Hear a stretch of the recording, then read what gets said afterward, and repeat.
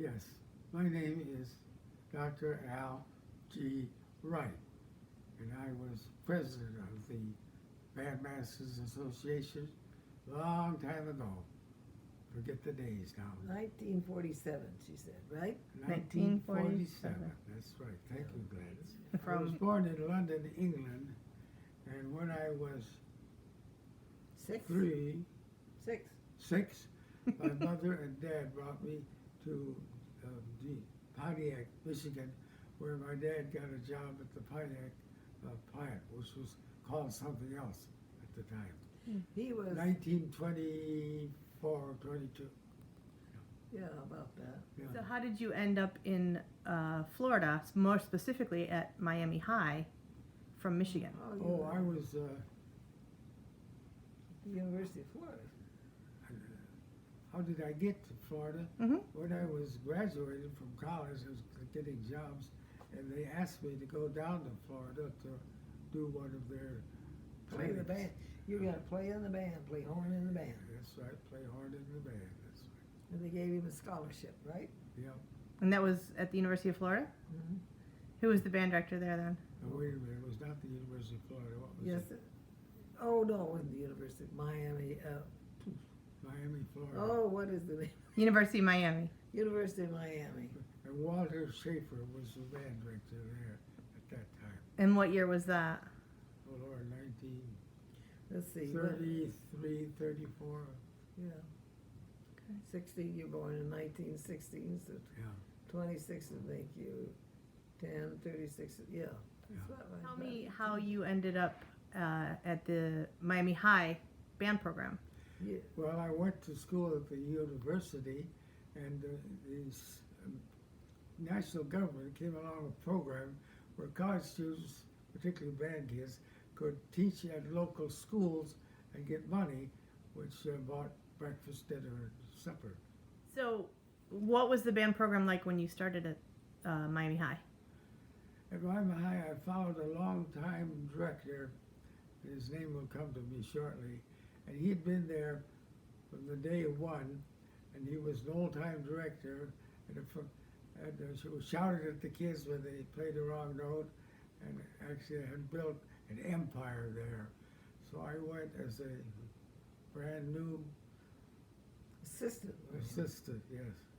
So the Haney brothers are listed in our Florida Bandmasters history as founders. The John Haney, Mhm. Heney, were brothers. John was very good, and his brother was average. And they were very important in the early days of the American Bandmasters Association, making sure that the bands played within their category, how many members in the band there was, and so forth. And that we followed the rules of the contest as specified by the National Band Association.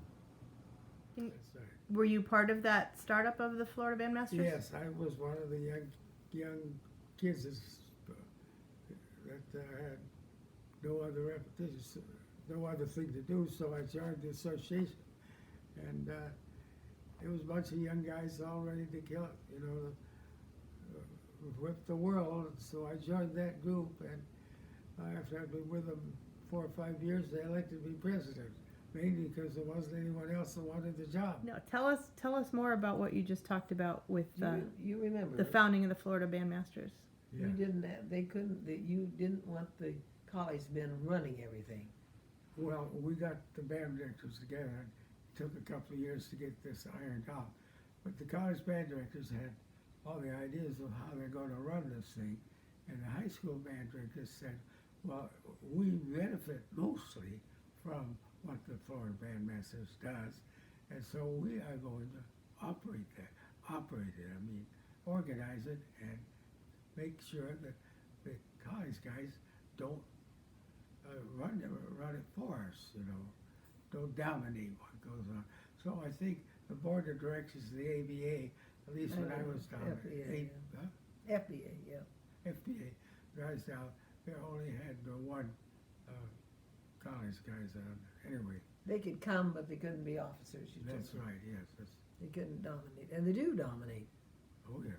Can you talk a little bit about some of the other members of the Bandmasters Association in those early years?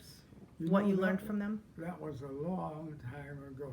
You remember Henry Fillmore? I remember Henry Fillmore, and he was not a member. He was a national member of the ABA, but he was also the state chairman. And he always used to come around to my band about 2 weeks before we went to contest, and he could either say, "Get another number. Your number is too difficult. You don't sell well," or he would help me prepare for the contest. He was great with advice. What were your early challenges as a young band director? But ignorance. I didn't know how to handle the kids the way they expected to be handled, and when I had to select music for competition or for concert, I looked at the music. I liked it, tried to play it, but sometimes it was too easy and sometimes it was too difficult. Do you have a particular program from state that you remember as being a standout? When you say program, you mean the music I Mhm. played? Exactly. Well, we got to select our own music from a list. Mm-hmm. And of course, I remember a couple of tunes that sounded very difficult, but they were easy. But a couple more that were very difficult. Russian Easter. Russian Easter Festival was the one by Rimsky-Korsakov. Yes, that was a tough Well, you one. played that at Midwest. Yeah, since he was my sponsor, I always played it to him. What other pieces were your favorites to prepare? Frankly, the two pieces that I prepared last, they were my favorite pieces because I got them worked out where they were as perfect as you can get them in those days. Yeah. I prepared music that used the entire membership of the band, more or less, rather than somebody that decided to couple of soloists to carry the band through the festival. How did the music change as your career progressed? I don't think the music changed at all because when I started in Florida, if you're in Class A, they got the most difficult music, and if you're in Class E, you played the easiest music. It was required. Now, you go into each one of the categories. How many overtures are there in Class A? Dozens and dozens, you see. So there was a lot of music available in those days. New composers always bothered me is that they either try to write a thing so difficult nobody can play it, or it has such strange keys and progressions that it didn't sound very good. So I didn't bother to play those. I would just play music that sounded like music. You played La Fiesta Mexicana. Oh, that, yeah. With its program, but it's still. Yeah, La Fiesta, that's four movement Contemporary. number. I played that. But that was considered one of the most difficult pieces written at that time. When they played that at Midwest, Charlie Brender conducted it, Yeah. and he did it by memory. Remember? Charlie Brennan, Air Force. Navy. Yep. But it got to the point where actually pretty soon the high school people could access it. Did you do La Fiesta? Yeah, because the high school could access them by that time. We just got better and better and better. That's right. Who is your favorite composer?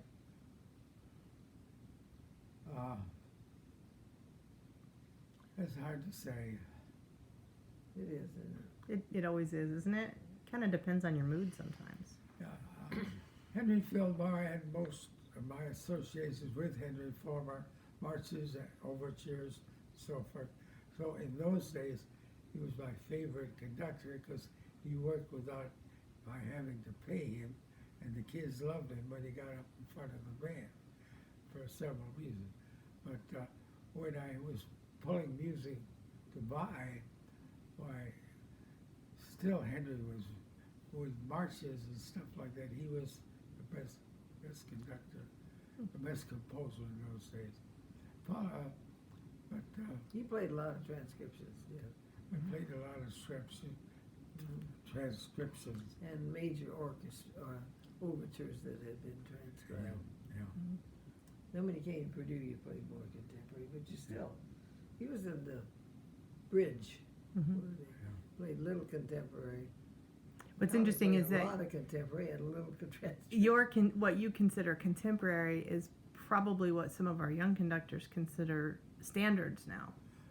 Yeah, Yes, that is true, but we all have to play things that we understand. Mm-hmm. And I would get some music that would come to me that didn't make sense at all, so I didn't play it. Now those are far advanced things Mm-hmm. when I was still in high school. Right. I played, of course. Mm-hmm. Did you ever do any premieres of new works when you were at Miami High? I did several with Henry Fillmore particularly because he lived in my backyard and came and bothered me at rehearsals from time to time. And then John Heaney had some things.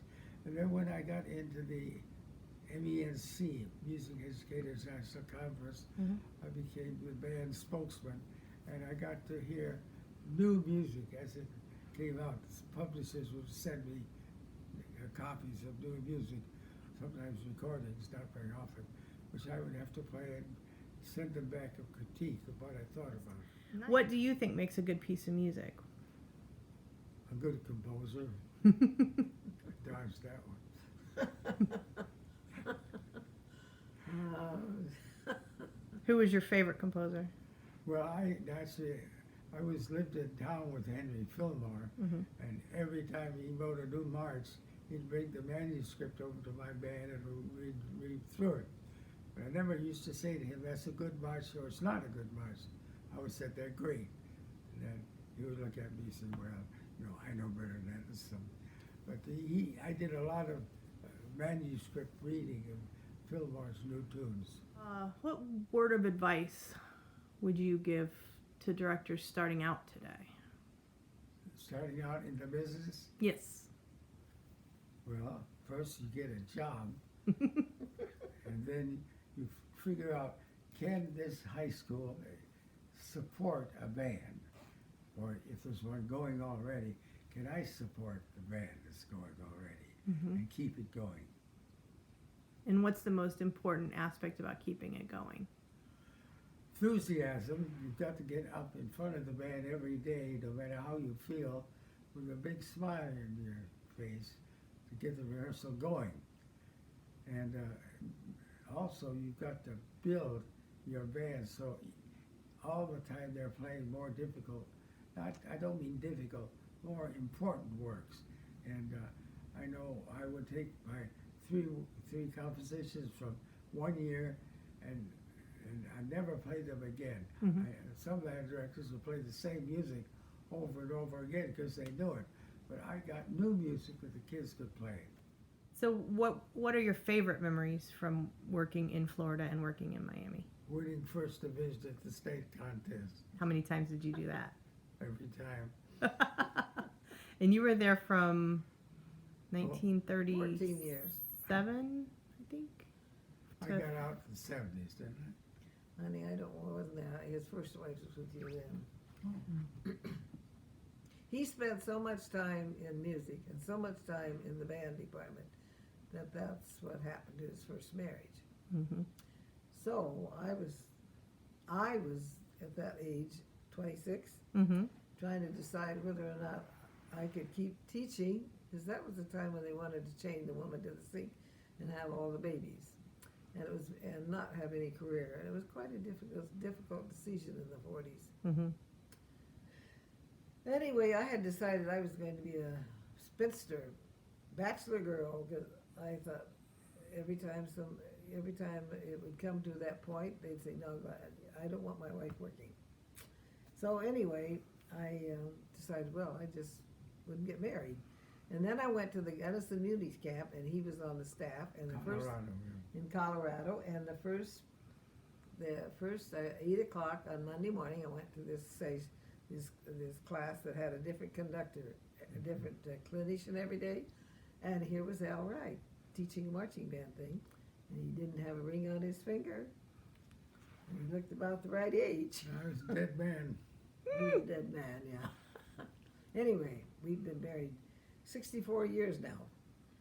So for many students, they don't really have an opportunity to travel until they join the band, and then the band takes them places. So what trips did you take or places did you go that you would not have been able to do had you not been in the band or as the band director? Oh, I see. Well, my high school band was in a city that just looked on travel as a great thing to do. So anytime that I got an opportunity to guest conduct somewhere, I would look into it, and usually, not usually, but sometimes you'd find that that group that year, in a couple of years, would start a band thing in that state and get it started. And I wrote some articles for the school musicians about the importance of Sousa and all that sort of thing. You went to Cuba with your high school band several times. You had a lot of trips at that. Oh, I when took- I was, even I that took- one year I was there. You went up to, from Miami up to the University of Florida, and they played up there on did a demonstration on the halftime show or something like that. Now we're talking about trips. I thought the trips She's talking with about trips, honey. about a band, that was the easiest way to get a band perked up and ready to practice, was to hold a trip out in front of them. And we did a lot of trips. I think it still is. And he continued in college. Mhm. He went to Venezuela 7-8 times, Colombia a couple of times, and With Purdue. as their guests. Mm-hmm. Went to he went to Japan, Expo yeah. 70. And he went to the Canadian Exposition. He was up there for a week and did concerts in the You had a afternoon. great memory. Yeah, I do. Concerts in the afternoon, and they did the marching band show with all the bagpipes and all those things in the evening. Yeah, that was good. Then he went to Florida, he went to Europe as the band that was the band for the World Music Festival, That's as an right, yeah. example of what you're Yeah. supposed to do. Yeah. And where else did you go? He went to lots of places. Advice that you want to give to our young directors, our old directors? How do you keep moving? I mean, how did you keep staying active after you finally retired? Well, I had built up quite a group of states around the country that would bring me back every fourth year or third year. And they wore out after a time, of course. But then there's always somebody that figured the older you were, the better you were. Now, they were entirely wrong, but I never told them that. Well, another thing he did after he retired, he developed the Sousa Foundation. Tell us more about the Sousa Foundation. Well, I thought, here we have a great man like Sousa, and the school band directors never paid any attention to him. So I worked out a deal where the National Band Association took him on as a guest. Tell us about Now, the let me Sousa refresh Foundation. his mind. George Howard had this Sousa Society. You got it To right. get they were trying to get the Sousa birthplace and buy it. It was only $40,000, but that was a great deal of money at that time, and they couldn't do it. But he did get the Sousa stage at Kennedy Center, and he raised the money by getting the high schools and the bands in the country to send him the money. And so for a while, there were plaques on each side of the stage at Kennedy Center, and it was called the Sousa stage. But they refurbished it, and I don't think the plaques are there anymore. You're right. And I think they took off the word Sousa because the orchestras didn't like Yeah. it.